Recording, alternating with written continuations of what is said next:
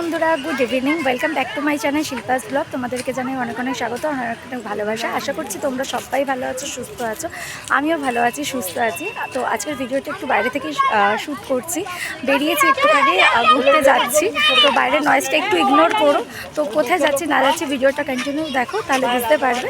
ভিডিওটার সাথে থেকো, পাশে থেকো। যারা এখনও চ্যানেলটা সাবস্ক্রাইব করোনি তারা ঝটপট করে চ্যানেলটাকে সাবস্ক্রাইব করে দাও, পাশে থাকা বেল আইকনটা বাজিয়ে দাও, যাতে আমার দেওয়ার ভিডিও নোটিফিকেশন তোমাদের কাছে আগেই পৌঁছে যায়। তো চলো আজকের দিকটা এখান থেকে শুরু করা যাক। ইন্ট্রোটা নিতে নিতে ট্রেন চলে এসেছিলো, ট্রেনে উঠে গেছি। আমি যাব হচ্ছে নিজস্ব একটা গন্তব্যস্থল অবশ্যই ঠিক করে বেরিয়েছি বাড়ি থেকে, সেই গন্তব্যস্থলেই পৌঁছাবো। আর সেই গন্তব্যস্থলে পৌঁছানোর আগে জানো তো, এই প্রাকৃতিক দৃশ্যটা আমার ভীষণ ভালো লাগে।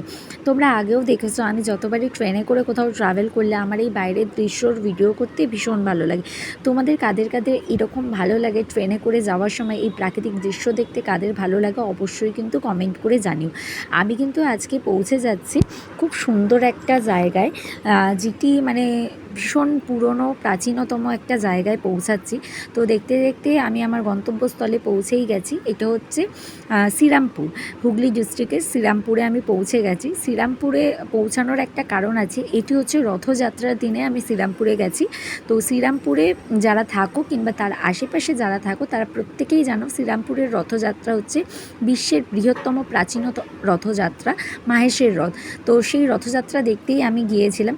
তো প্রচণ্ড ভিড় ছিল, আমি আর মা মিলে চলে গিয়েছিলাম। আর আমার জানো তো, এই রথযাত্রায় যাওয়ার একটা মানে বলতে পারো বহুদিনের ইচ্ছা ছিল। আগে গেছি ছোটোবেলায়, কিন্তু বড় হয়ে কখনো যাওয়া হয়ে ওঠেনি। বড় হয়েই ফার্স্ট টাইম আমি মাহেশের রথ দেখতে গেলাম।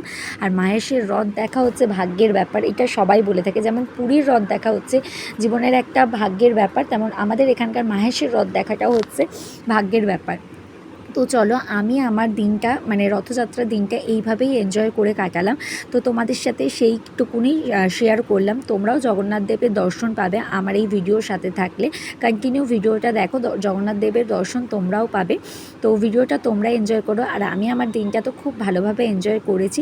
যদি তোমাদের ভালো লাগে তাহলে please like, comment and share করে দিও। আর যারা এখনও চ্যানেলটা সাবস্ক্রাইব করোনি তারা ঝটপট করে চ্যানেলটাকে সাবস্ক্রাইব করে পাশে থাকো, আর পাশে থাকা বেল আইকনটা বাজিয়ে দাও, যাতে আমার দেওয়ার ভিডিও নোটিফিকেশান তোমাদের কাছে আগেই পৌঁছে যায়। তো আমি আমার দিনটা এইভাবে এনজয় করেছি, তোমরা আমার ভিডিওটা দেখে এনজয় করো। আর যদি কিছু ভালো লাগে, যারা শ্রীরামপুর থেকে দেখছো কিংবা তার আশেপাশের এলাকা থেকে দেখছো আমার ভিডিও, তারা অবশ্যই একটা করে কমেন্ট আর লাইক করে দিয়ে যেও।